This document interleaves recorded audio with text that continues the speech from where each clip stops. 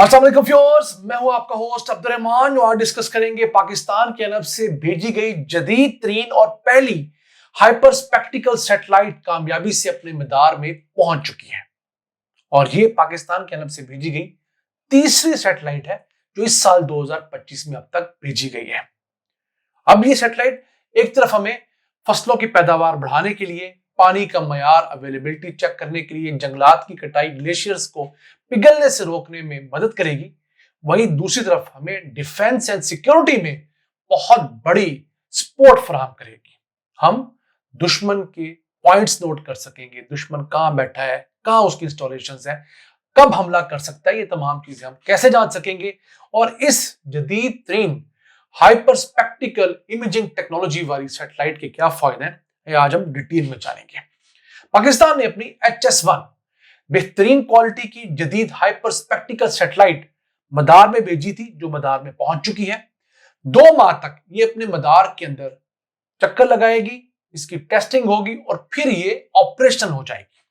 हमने चीन की मदद से उसके चीकवान सैटेलाइट लॉन्च सेंटर से इसे भेजा था। इसमें चाइनीज इंजीनियर और पाकिस्तानी इंजीनियर्स ने मिलकर इस सैटेलाइट को तैयार किया है। अब इस सैटेलाइट को भेजने का जो पहला मकसद बताया जा रहा है वो ये है कि ये खिला में रहते हुए पाकिस्तान की हदूद में जो फसलें उगाई जा रही हैं उनका एग्जैक्ट डाटा ले सकेगी, उनमें क्या मसाइल आ रहे हैं वो जांच सकेगी, मट्टी के बारे में हमें इंफॉर्मेशन देगी, पानी का मयार अवेलेबिलिटी जो है इसके जरिए मुमकिन होगी और दुरुस्त निगरानी करेगी तमाम चीजों की। फिर अगर कहीं जंगलात की कटाई हो रही है तो वो हमें इन्फॉर्म करेगी। आलूदगी जो है बढ़ रही है, कम हो रही है, उसका डेटा हमें अवेलेबल होगा। ग्लेशियर्स पिघलने की जो है वो मॉनिटरिंग ये करेगी। और सबके साथ साथ सीपैक के जो मंसूबे हैं उनमें अगर कोई खतरात आते हैं तो उनको भी देखेगी और हमें इन्फॉर्म करेगी। ये सब कुछ कर कैसे लेगी, सवाल आपके ज़हन में उठता होगा। अब अगर आपको आसान अल्फाज में समझाया जाए कि ये जो satellite hyper spectacled imaging technology पे बनी है वो टेक्नोलॉजी है क्या, तो उसे आप इस तरह समझ सकते हैं कि इस पूरे अर्थ के ऊपर जो भी कोई मटेरियल है, कोई शय भी है, जब उस पर लाइट पड़ती है और वापस मुनक्कस होती है तो वो एक अलहदा तरह की लाइट होती है, उसका रंग तब्दील हो जाता है। तो ये जो सैटेलाइट है इसमें इस तरह के हैवी ड्यूटी कैमरे लगे हुए हैं कि वो लाइट के हरके से फर्क को भी जांच लेते हैं, जिन्हें बैंड्स कहा जाता है। तो 400 किस्म की मुख्तलिफ बैंड्स की लाइट को इसके ऊपर लगे कैमरे जांच लेते हैं। उससे पता लग जाता है कि ये जो लाइट आ रही है ये किसी अच्छी फसल से वापस आ रही है और इसके साथ वाले एकड़ से जो लाइट वापस मुनक्कद होकर आ रही है वहां पे फसल खराब है। इस एकड़ के अंदर जंगल लगा हुआ है, उसके 10 एकड़ बाद जाके जंगल कट चुका है। यहां पर मिलिट्री इंस्टॉलेशन है, उसके ऊपर कपड़ा डाल के छुपाया गया है और यहां पर सिविलियन सेटअप है।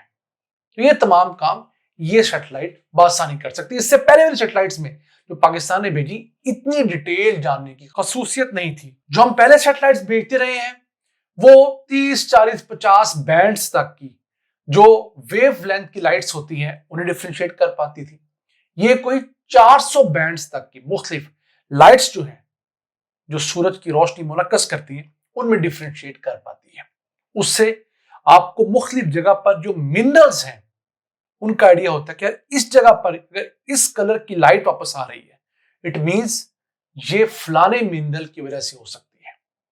इस जगह के ऊपर ये जेमस्टोन हो सकता है, इस जगह पर फसल सही है, इसके साथ वाले इलाके में फसल खराब हुई है क्योंकि वो खराब फसल का रंग डिफरेंट हुआ है तो उसकी वजह से जो हवा से लाइट मुनक्कस हो रही है वो डिफरेंट हो रही है। तो इसका सबसे बेहतरीन काम यही है। फिर चूंकि हर किस्म का मटेरियल जो है उससे जो रोशनी मुनक्कस हो रही होती है वापस जा रही होती है वो अलहदा वेवलेंथ की होती है। तो ये जो डिफरेंट मिलिट्री इंस्टॉलेशंस होती हैं उनसे जो रोशनी वापस जाती है वो भी डिफरेंट कलर की होती है। तो इनडायरेक्टली इस सैटेलाइट के जरिए हम लोग जान पाएंगे कि इंडिया के अंदर उनकी जो मिलिट्री इंस्टॉलेशंस है वो कहां कहां पर है, किस तरह की मिलिट्री इंस्टॉलेशंस उनकी हैं और जहां पर उन्होंने कैमोफ्लेज कर रखा है तो किस किस्म का कैमोफ्लेज है। ऊपर कोई कपड़ा डाला हुआ है, तरपाल डाली हुई है, कुछ झाड़ियां वहां पर फेंकी हुई हैं, लेकिन उनके अंदर से किस किस्म की लाइट एमिट होके आ रही है हम उसे एनालाइज कर पाएंगे। फिर मुख्तलिफ किस्म के टारगेट आइडेंटिफिकेशन के जो मामलात हैं हम बेहतरी से कर पाएंगे। अगर हमारे खिलाफ दुश्मन किसी किस्म की कोई चाल चलना चाहता है तो उसे भी हम वक्त से पहले भांप पाएंगे और उसके मुकाबले में हम अपनी बेहतर प्लानिंग करने की पोजीशन में होंगे। फिर अगर हमें अपने शहरों को डिजाइन करना है, अर्बन प्लानिंग करनी है, डिजास्टर मैनेजमेंट करनी है, तो उन तमाम चीजों में भी हम इस सैटेलाइट के जरिए मदद ले पाएंगे।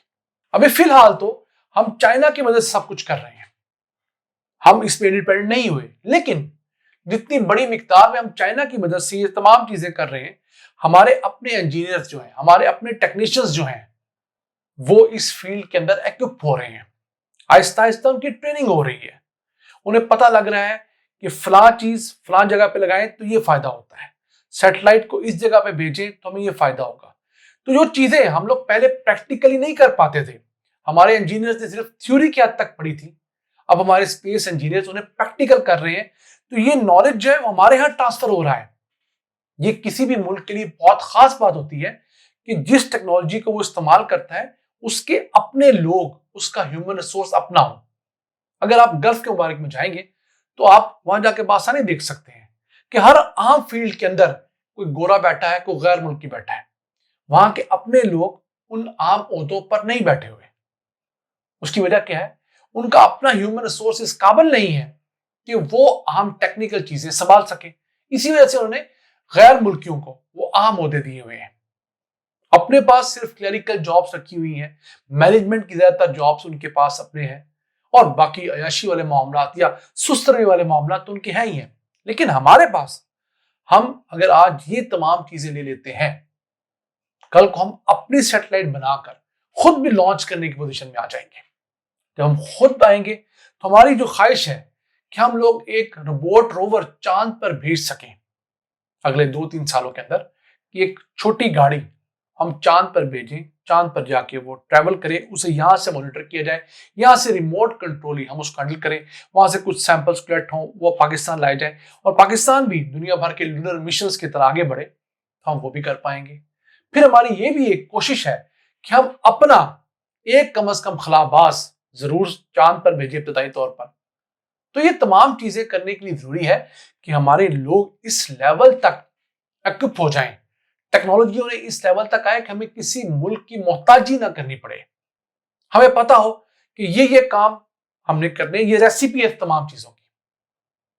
तो हम उम्मीद करते हैं कि ये सैटेलाइट अब मदार में चूंकि पहुंच चुकी है, अगले 2 महीनों के अंदर जब ऑपरेशनल होगी तो पाकिस्तान के एग्रीकल्चर सेक्टर को बहुत फायदा पहुंचाएगी और हुकूमत इससे आने वाली फीड को हमारे किसानों तक जल्दी पहुंचाने का भी कोई निजाम जरूर बनाएगी, ताकि मौसमों का जो फर्क है, कोई सैलाब आने हैं, कोई उस तरह की और आफत आनी है, उसका पहले पता लगे, जोग्राफियाई जो खतरात हैं उनकी निशानदही पहले हो सके। फिर कहीं जंगल कट रहे हैं तो फौरी तौर पर वहां पर जाकर एक्शन लिया जा सके। ग्लेशियर्स किसी इलाके में पिघल रहे हैं तो वहां पर जाके रेस्क्यू का काम किया जा सके। सी पैक के मंसूबों को देखा जाए सके। फिर शहरों का जो बहुत बेहंगम फैलाव है, अर्बन प्लानिंग नाम की चीज कोई नहीं बड़े शहरों के अंदर, उनको रोका जा सके। तो ये वो काम है जो पाकिस्तान को आगे बढ़ने में मदद करेंगे। ये था आज का एपिसोड। हमें उम्मीद आपको पसंद आया होगा। अपनी सजेशन अपनी आराज से हमें आगाह रखा करें। अपने मेजबान अब्दुर्रहमान को इजाजत दीजिए। अल्लाह के बाद।